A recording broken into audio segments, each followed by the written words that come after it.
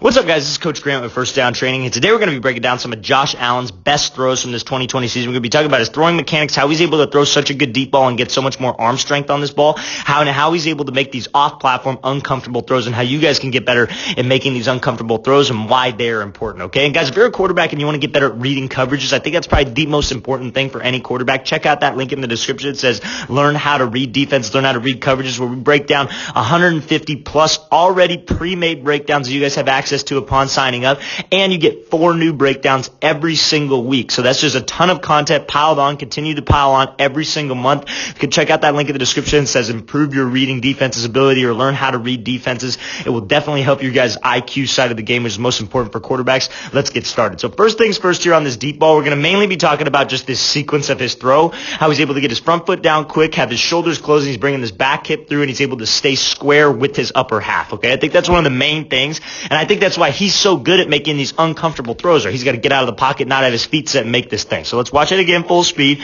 So you see how Allen drives this thing downfield, and again, such a great ball, great arc, and giving this guy a chance, right? A lot of the times when it's one-on-one coverage out here, fellas, it's just about giving this guy a chance. I got to give him a chance. I got to put it above the rim, let him go up and get it, and that's how we win. That's how we get, that's how we hit more shots, right? It's a 50-50 ball, so let's go take this shot downfield. We got to make sure we give him a good ball with arc where he's able to adjust. Now, on this throw, you see how when he hitches into this thing, how quick his front foot's down. His front foot, this front stride, this sequence, and again, he's been criticized in the past for having a long front stride, right? But now when he's able to get this front foot down faster, he's able to get a lot more torque from his hips because it improves his sequence, right? Now, by getting just this front foot down faster, everybody thinks that, okay, if you get the front foot down faster, your release is automatically quicker. It also ties in, though, with hip drive, okay? If you don't have good hip drive, if you're not ripping through with your hips and keeping your shoulders square, it's not going to do much for you. So when you're able to get that front foot down right now, and you're able to have that front foot down as you're closing that shoulder, that's how you're going to be able to get some torque. What a lot of guys will do is they'll have such a long front stride or a slow front stride. You might not even overstride.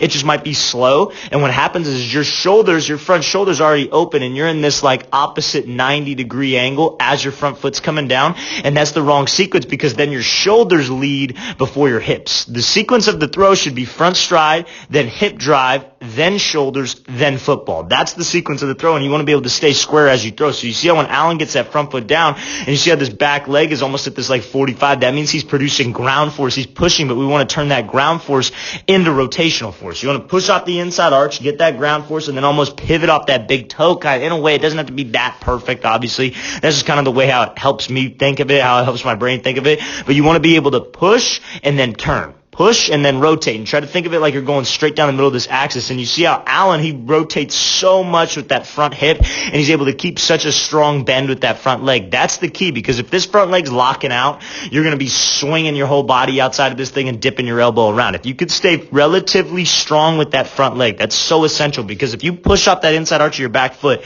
your front foot gets down, but it locks out, all that ground force goes straight up in the air. But because he keeps a nice strong bend, he's able to keep that ground force, he's able to keep his butt in the same spot, and he's just able to rotate straight through right now. This is a great job. Now, how we're able to get torque on this thing, if Allen were to swing this elbow around and swing his shoulder and open up, we wouldn't have any torque, right? But he does a great job of closing that shoulder and then keeping that hand nice and tight to his frame. When you guys finish, this is what we should be shooting for. Level shoulders, level hips, right? Obviously, it doesn't have to be perfect just like this. Everybody throws the ball different. There are many different ways to throw a football, but to be consistent with your release point, that's how you have to be with your upper half, and that's how we get torque. You see how this front hand is just like nice and tight in front of his body, almost like he's eating a sandwich.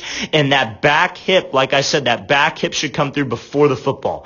If your front hip opens up and you get your back hip to like the middle of your body, or I say the back hip to your belly button, and you're able to keep this front side nice and closed, that's going to be torque, especially if we keep a bend to that front leg. Now, on the finish of the throw, why is it important to stay square, right? A lot of people were always taught that, okay, you want to start with your left shoulder on the ball, and you want to finish with your right shoulder, and your left shoulder should be pointing behind you, right? Now, to an extent, you obviously, yes, you need to rotate through with that right shoulder, and it doesn't have to be perfect, but at release point, we want to try to be as square as possible rather than swinging out, because let's say he were to swing his elbow down, that would push his follow-through up high. So if you're here and you swing your elbow down, quarterbacks, that's going to cause a chain reaction and push your release high, because your body body's separated down a midline. So whatever your left side's going to do, your right side's going to do something pretty similar. Let's say he were to swing open this shoulder and swing open that hip and maybe lean out of there, the ball would get pushed outside of his frame and his release would be wide. But because he's able to keep his head completely level, he's able to stay in a complete square with his upper half, he's able to keep a bend to that knee, that release point's in a consistent spot. Now all we got to focus on is flicking that wrist and being consistent with my wrist flick. And again, he's throwing a touch ball, right? So he's throwing this deep ball, so where's he flicking that wrist? He's flicking it up in the air like he's shooting a free throw. We can do everything right, fellas, and my release is just low, and it's just like I'm not getting this thing up and over, like I'm not shooting a free throw on a deep ball, and I won't get enough arc to it, right? It won't have enough air. It won't let my guy be able to run it down. And when you got a big arm like this, if you put a lot of air, especially you guys who have stronger arms, you put a lot of air, your guy can go run this thing down and go chase it, and we could get a really big play downfield. So this is a great job here by Allen. Let's watch it again, full speed. Great job, great sequence, great job getting his hips coming through and being strong with that front leg. So now we're going to be talking about these off-platform throws, and these off-platform throws are so important because your hips are important, right? So these next two throws tie together, right? So this is a very, and I apologize, it's a little blurry,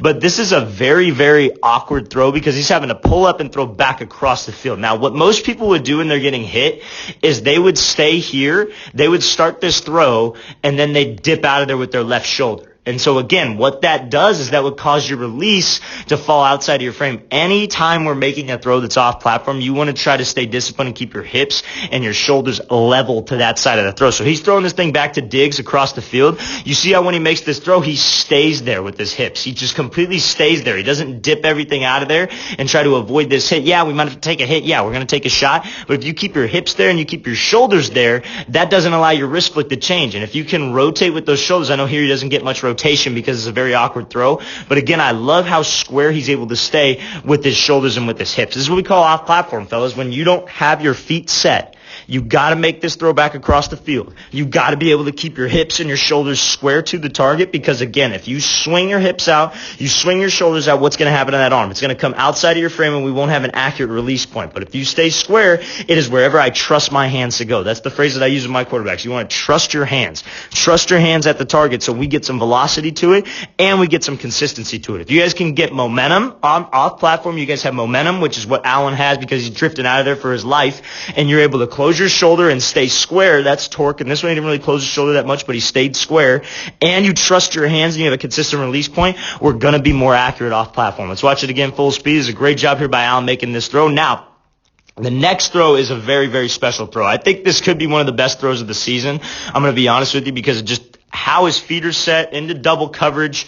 So let's talk about this, right? So this is like every single off-platform situation that I work with my quarterbacks, like especially if you're a quarterback and let's say you don't have receivers out there every time. Like let's say but you still want to get better, right? And this is something that I had to do a lot of, right? Because just simply because like when you throw a lot, when you throw often, when you play, sometimes you don't have receivers out there every single time. Yeah, 100% it helps, and yeah, that's one of the better things for you.